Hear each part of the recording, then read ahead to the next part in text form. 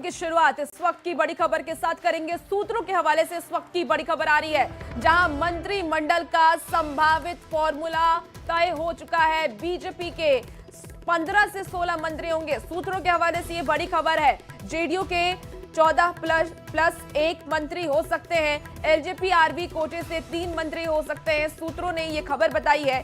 आपको बता दें कि आरएलएम और हम से भी एक मंत्री होंगे, तो 6 एमएलए पर 1 मंत्री का ये फॉर्मूला सेट किया गया है।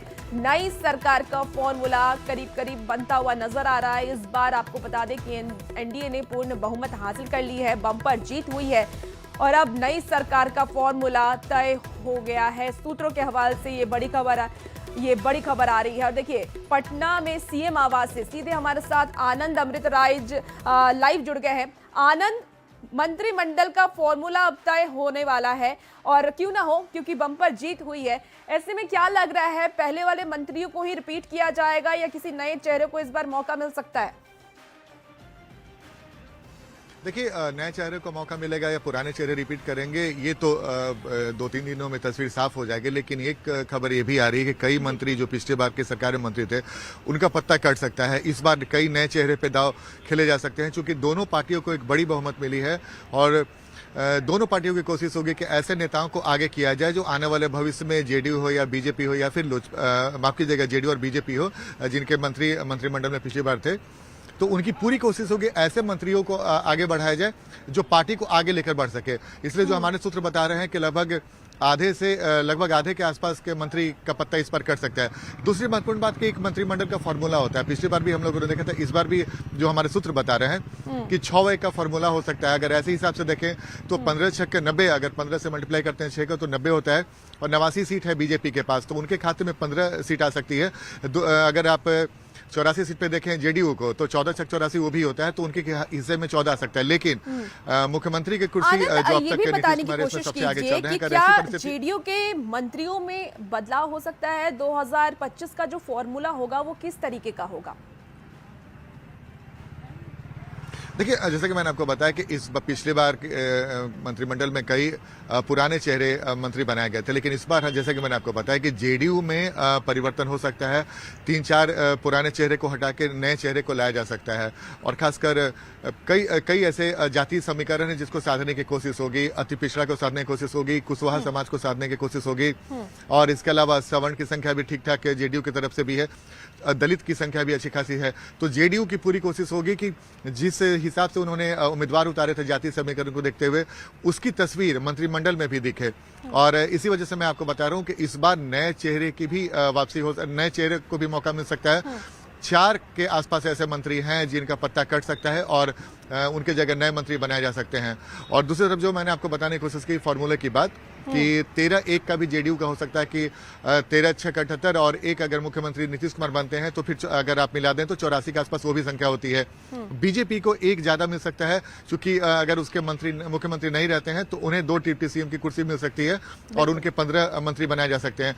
और लोजपा के 19 विधायक हैं तो उनके हिसाब से 3 जाएगी और एक दोनों आरएलएम और हम के पार्टी के खाते में मंत्रिमंडल का विभाग जाएगा। तो जाहिर सी बात है, बस अब कुछ घंटे की बात है, लेकिन जो फॉर्मूला है उस पर लगातार चर्चा चल रही है, पटना से लेकर दिल्ली तक।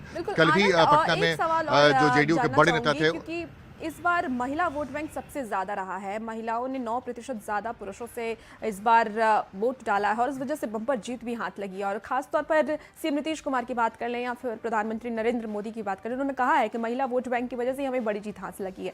तो क्या लगता है इस बार ज्यादा महिलाओं को मौका मिलेगा मंत्री बनने का? और एलजेपी आरवी की अगर हम बात करें, दूसरा सवाल ये कि एलजेपी आरवी क्या 3 सीट से ज्यादा पर भी दावा ठोक सकती है? क्या पूरी जानकारी आप तक? नहीं, देखिए सिंपल है कि अगर आपके 19 विधायक हैं तो 6 के फॉर्मूला से 3 आपके पास जा सकता है, तो जाहिर तौर पे 3 से ज्यादा वो इस समीकरण में नहीं बढ़ सकते हैं एलजेपी के तरफ से। दूसरी महत्वपूर्ण बात है कि जो महिलाओं की बात कही, पिछले बार जेडीयू कोटा की अगर हम बात करें तो 2 मंत्री थे, महिलाएं थी। पहला लेसी सिंह थी, दूसरा शीला मंडल थी। इस बार भी उम्मीद है कि ये शायद एक तस्वीर और बढ़ सकती है। 1 की संख्या, महिला की संख्या बढ़ सकती है, क्योंकि इस बार महिलाओं की भी संख्या जेडीयू में लगभग 8 के आसपास है। तो वो दिलचस्प होगा ये देखना, इस महीने में भी दिलचस्प होगा, क्योंकि महिलाओं की जो भागीदारी थी इस बार वोटिंग में, वो काफी बढ़ा। बीजेपी की तरफ से भी कई महिलाएं जीत कर आई हैं। तो ये जो समीकरण है, महिलाओं की भागीदारी अगर आप ज्यादा सरकार में बढ़ाते हैं तो एक बड़ा मैसेज आएगा, क्योंकि उसके बाद आने वाले समय में जब और भी चुनाव होंगे तो उसका फायदा मिलेगा और आप महिला वोटरों को भी एक बड़ा मैसेज दे सकते हैं। तो जाहिर तौर पे ये देखना दिलचस्प होगा कि इस बार मंत्रिमंडल में महिलाओं की भागीदारी बढ़ सकती है, इसमें कोई आश्चर्य की बात नहीं होगी। युवा वोटरों ने भी काफी रुझान दिखाया था और जबरदस्त वोट किया है। और यही सवाल तो आनंद मैं आपसे अभी करने ही वाली हूँ कि क्या, क्योंकि प्रधानमंत्री ने कहा था MY, हमारा भी फॉर्मूला MY का है, आरजेडी पर उन्होंने निशाना साधते हुए कहा था, लेकिन हमारे MY का मतलब है महिला और यूथ। तो क्या इस बार के मंत्रिमंडल में महिलाएं और यूथ की संख्या ज्यादा हो सकती है? देखिए, महिलाओं के बारे में तो आपको मैंने बताया। युवा की जहां तक बात है, 45 साल से कम उम्र के कई चेहरे इस बार दिख सकते हैं। जाहिर तौर पे अगर आपके, जैसे कि मैंने आपको बताया कि बीजेपी और जेडीयू दोनों की कोशिश होगी कि अपने मंत्रिमंडल में उन्हें जगह दें जो आने वाले सालों में पार्टी को आगे बढ़ा सके। अगर आप बहुत बुजुर्गों पर अगर आप ध्यान लगाते हैं तो शायद उसका फायदा पार्टी को नहीं उतना पार्टी को नहीं मिल सकता है। इसलिए मैंने आपको बताने की कोशिश कर रहा हूं कि युवा की भागीदारी बढ़ेगी, महिलाओं की भागीदारी बढ़ेगी, और जो अनुभव, ऐसा नहीं है कि सिर्फ युवा और महिलाओं की होगी, इसमें ऐसे अनुभवी लोग को भी शामिल किया जाएगा, क्योंकि नीतीश कुमार और प्रधानमंत्री नरेंद्र मोदी लगातार ये कई मंचों पर बोल चुके हैं कि हम आने वाले 5 सालों में बिहार को विकसित राज्यों की श्रेणी में शामिल करेंगे।